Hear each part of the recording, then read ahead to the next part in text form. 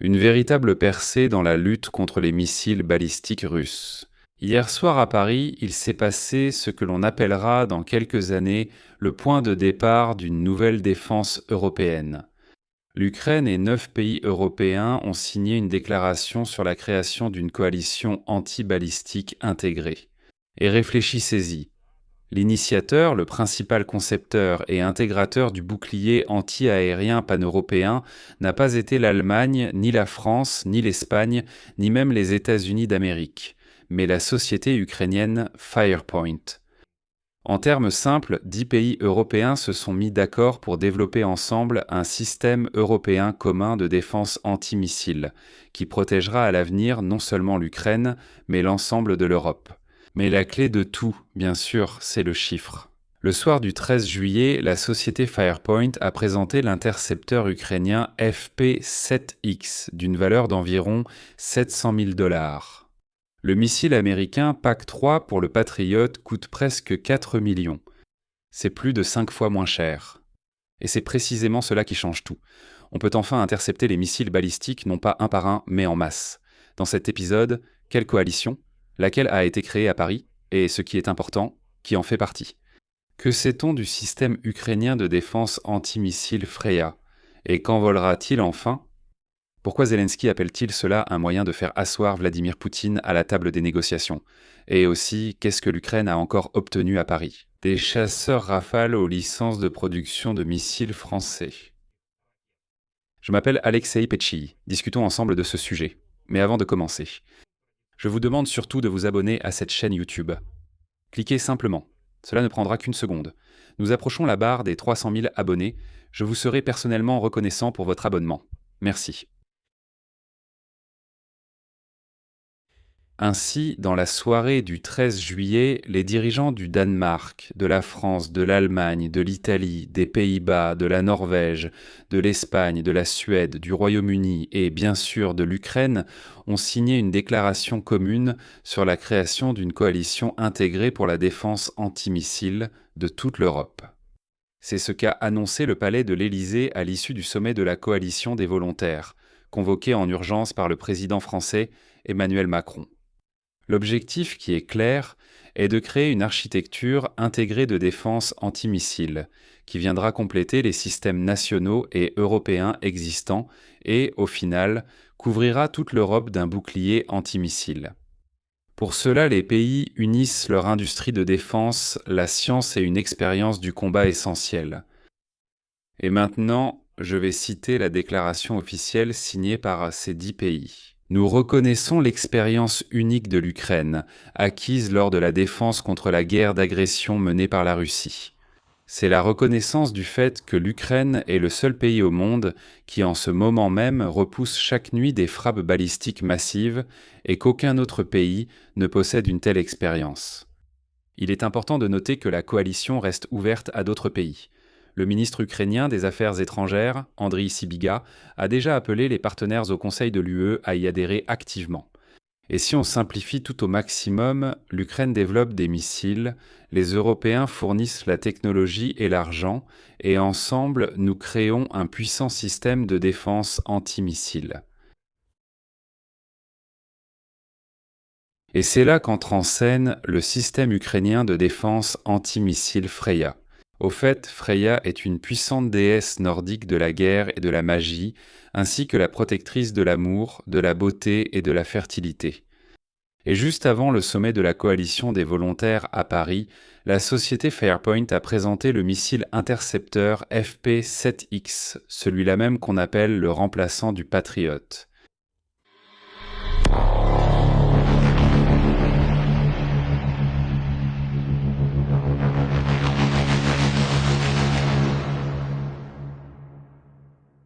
Les caractéristiques décrites du missile sont les suivantes. Une vitesse allant jusqu'à 2200 mètres par seconde, une portée de vol jusqu'à 200 km, une longueur de missile de 7 mètres 25 cm, une ogive allant jusqu'à 150 kg. Le corps est entièrement fabriqué en matériaux composites, et la tête chercheuse est semi-active, infrarouge, développée conjointement avec la société allemande DL Defense. Freya est un système multifonctionnel, il peut fonctionner à la fois comme défense anti-aérienne et comme défense anti-missile. Mais la tâche principale est précisément l'interception des missiles balistiques, et le concept qui rend ce projet tout simplement unique. Freya est conçu comme un bouclier pan-européen en copropriété des pays partenaires. Autrement dit, il ne s'agit pas d'un modèle où l'Ukraine achète quelque chose à l'Europe. Il ne s'agit pas d'un schéma où l'Europe donne quelque chose à l'Ukraine, ni à l'inverse où elle lui demande quelque chose. Non. C'est un investissement commun. Et cela souligne en fait l'approche européenne elle-même. Pour comprendre, c'est comme la société Airbus. Il y a cette grande entreprise Airbus qui appartient en même temps à la France, à l'Allemagne, à l'Espagne et à une dizaine d'autres fonds et investisseurs. Et tous, plus ou moins, possèdent cette entreprise à parts égales. Mais le principal avantage du système Freya, c'est bien sûr le prix. Parce qu'un seul missile intercepteur FP-7X coûte environ 700 000 $. Et un Pack 3 pour le Patriot coûte environ 3,8 millions. Bon, arrondissons à 4 millions. Comme vous le voyez, la différence est de plus de 5 fois. Pourquoi est-ce crucial ? Eh bien, parce que tout le problème de la défense anti-aérienne ukrainienne ne réside pas dans l'absence des systèmes patriotes eux-mêmes, mais précisément dans le manque de missiles pour ceux-ci. C'est-à-dire qu'il y a les lanceurs, tout est là, mais il n'y a pas de missiles. Je vais rappeler un chiffre effrayant. Lors d'une des nuits récentes, la défense aérienne ukrainienne n'a pas réussi à intercepter un seul des 23 missiles balistiques russes, parce qu'il n'y avait rien pour les abattre.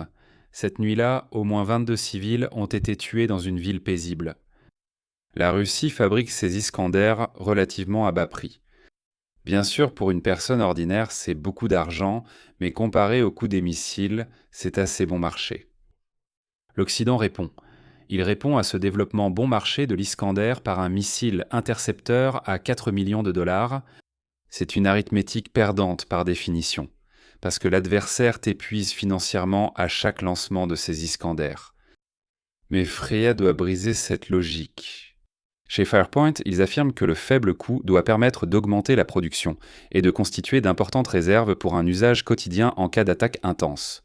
Autrement dit, il ne s'agit pas d'en garder 3 en réserve. En dernier recours, il vaut mieux les garder pour une attaque plus forte.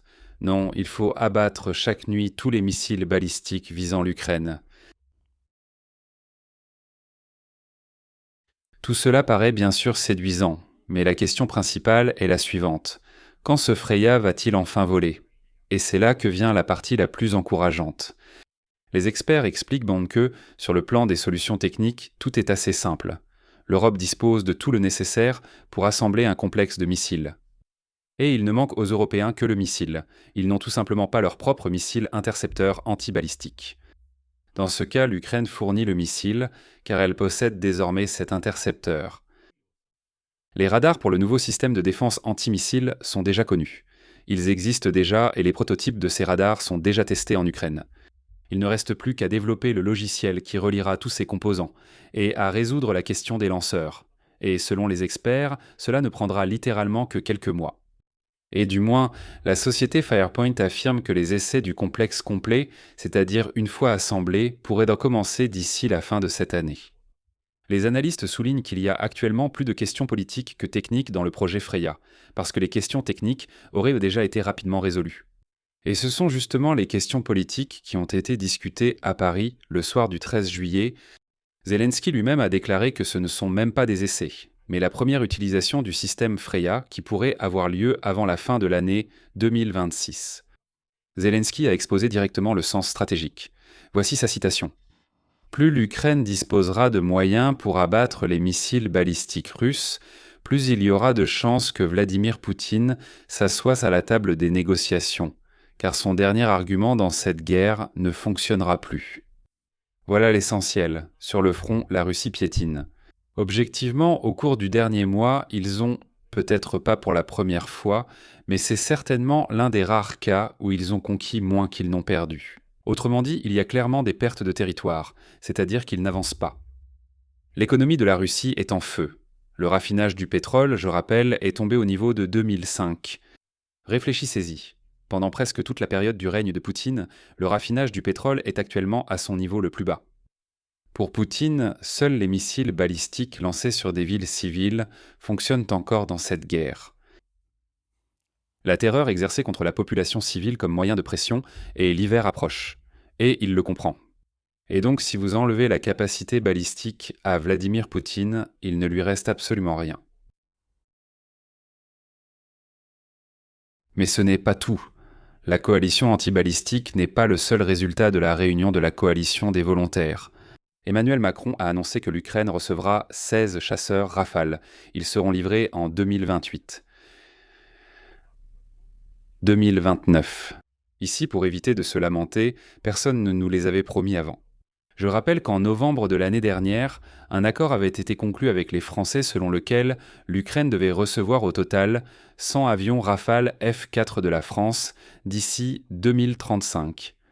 De plus, et c'est vraiment une avancée, la France transfère à l'Ukraine des licences pour la production d'armes françaises de haute précision. En particulier des missiles antiaériens Aster-30 pour le système de défense aérienne SAMP-T, des missiles de croisière Scalp et des bombes aériennes guidées AASM Hammer. Scalp, c'est la même chose que Storm Shadow, simplement en Grande-Bretagne. Sous licence britannique, il s'appelle Storm Shadow, sous licence française, il s'appelle Scalp. Et maintenant, l'Ukraine pourra produire entièrement ses missiles elle-même. C'est-à-dire que les Français nous donnent la licence, ils disent « allez-y, fabriquez, construisez, créez ». Et là-dessus, l'Europe, je ne sais pas si c'est malheureusement ou heureusement, mais l'Europe reste toujours cette vieille Europe qui, vous savez, regarde toujours derrière elle comme ça. Et qu'en est-il à Washington? Vous vous souvenez, on se moquait de Scholz à l'époque? Scholz, vous vous souvenez, c'était le chancelier d'Allemagne, qui ne voulait pas livrer de chars à l'Ukraine et disait « Eh bien, que l'Amérique livre d'abord ses chars, les Abrams, et ensuite nous livrerons les Léopards. » D'abord que l'Amérique livre des missiles, ensuite nous livrerons les nôtres. Ils ont toujours agi ainsi, rien n'a changé. Je vais citer Emmanuel Macron et vous comprendrez ma réaction. Le président des États-Unis, Donald Trump, a déjà annoncé la décision d'autoriser la production de missiles intercepteurs pour le système Patriot en Ukraine. De notre côté, nous avons pris la décision de lancer la production sous licence des missiles Aster. Plusieurs autres pays ont également pris des décisions similaires. Autrement dit, une réaction en chaîne a été déclenchée, comme cela s'est déjà produit auparavant. Les États-Unis ont donné une licence pour le Patriot, la France pour l'Aster, le Scalp et le Hammer. Et bientôt nous entendrons d'autres nouvelles similaires, ou peut-être que nous ne les entendrons pas d'ailleurs. Il faut envisager la possibilité que certains pays accordent une licence discrètement. Nous ne le saurons qu'après coup. Quand certains missiles toucheront la Russie, il est probable qu'on annoncera alors qu'ils ont été fabriqués en Ukraine. Parce que, à un moment donné, disons le 13 juillet 2026, ce pays a accordé une licence à l'Ukraine. Tout le monde n'est pas prêt à le faire publiquement. L'Ukraine passe du statut de réceptrice d'armes à celui de productrice. Je tiens à souligner séparément que la coalition des volontaires s'est élargie à 37 pays. Pour la première fois, la Moldavie et la Macédoine du Nord ont rejoint la coalition. Le soutien annuel de 70 milliards d'euros a également été discuté et confirmé. C'est ce qui a été abordé lors du sommet de l'OTAN. En 2026, il doit y avoir 70 milliards, et en 2027 au moins le même montant doit être prévu. C'est une excellente nouvelle car cela crée de la prévisibilité. Tu comprends sur quoi tu peux compter au minimum. Tu te rappelles ces réunions d'avant ? Rammstein. Lors de ces réunions de Rammstein, Mark Milley sortait et disait « Alors, qui a quoi ?» Voilà, l'Ukraine est venue avec sa liste de besoins. L'Ukraine rédige une liste. Il me faut ceci, cela. Et Mark Milley demandait « Qui en a ? Qui peut donner ?» Il n'y avait aucune prévisibilité. On ne comprenait pas, y en a-t-il ou non, vont-ils donner ? Ici, la prévisibilité est apparue. On nous dit clairement, le minimum que vous recevrez, c'est 70 milliards d'euros par an. Ceci vient uniquement des structures de l'OTAN. Le Premier ministre britannique, Keir Starmer, a annoncé de son côté que Londres rejoignait le programme européen de prêt d'aide militaire à l'Ukraine d'un montant supplémentaire de 90 milliards d'euros. Et le plus retentissant, après le cessez-le-feu, 25 États sont prêts à envoyer leurs forces en Ukraine. Les Alliés, comme l'a déclaré Starmer, vont déjà commencer des exercices militaires dans les pays voisins de l'Ukraine afin de préparer ces forces multinationales. Et la prochaine réunion de la coalition des volontaires aura lieu en septembre. D'abord au niveau des ministres, puis, selon Zelensky, une réunion des dirigeants se tiendra déjà à Kiev. À suivre. Mais ne nous emballons pas tout de suite. Qu'est-ce qui pourrait mal tourner? Soyons honnêtes, tester le système Freya d'ici la fin de l'année ne signifie pas une production en série d'ici la fin de l'année. Entre un prototype et un véritable bouclier au-dessus de l'Europe, il peut s'écouler des mois, voire même des années. L'essentiel pour nous est de lancer cela rapidement en Ukraine. L'Europe peut attendre. Mais bien sûr, j'aimerais vraiment me tromper. Et ce serait génial si tout cela fonctionnait dans un mois à peine. En plus, maintenant, il y a 10 pays et voilà le problème. Ils doivent se mettre d'accord sur le financement, les normes, la législation, la propriété commune, et ainsi de suite, et ainsi de suite. Et l'Europe, avec sa bureaucratie, s'est discuté de telles questions, désolé, pendant des années. Cependant, un événement très important s'est produit, qui va, j'en suis sûr, changer toute l'Europe. Pour la première fois, un pays en guerre qui n'est pas membre de l'Union européenne n'est plus un demandeur, mais, attention, un architecte de la défense européenne. Ce n'est pas l'Europe qui sauve l'Ukraine, mais l'Ukraine qui offre à l'Europe un missile qu'elle n'a pas. Réfléchissez-y bien. Auriez-vous pu imaginer cela en 2022? Moi non. Et le principal paradoxe de cette guerre est résolu. Comment arrêter de dépenser 4 millions de dollars pour abattre un missile qui ne coûte que quelques centimes à l'ennemi? La réponse, c'est le système ukrainien Freya. Si Freya volait, et les essais sont prévus d'ici la fin de l'année, alors Vladimir Poutine perdra réellement son dernier argument efficace, c'est-à-dire les missiles balistiques lancés contre des villes civiles. Privez-le du ciel et les négociations deviendront sa seule option. Et c'est précisément de cela qu'ils sont convenus lundi soir à Paris. Je vais m'arrêter ici. Votre avis, vos conclusions. Écrivez dans les commentaires sous cette vidéo, abonnez-vous à la chaîne, activez la cloche et n'oubliez pas de mettre un like. Si vous voulez soutenir cette chaîne YouTube, je vous en serai reconnaissant. Vous pouvez le faire en faisant un don via les liens et les coordonnées bancaires dans la description de cette vidéo. C'est tout pour aujourd'hui. Prenez soin de vous. À bientôt à tous.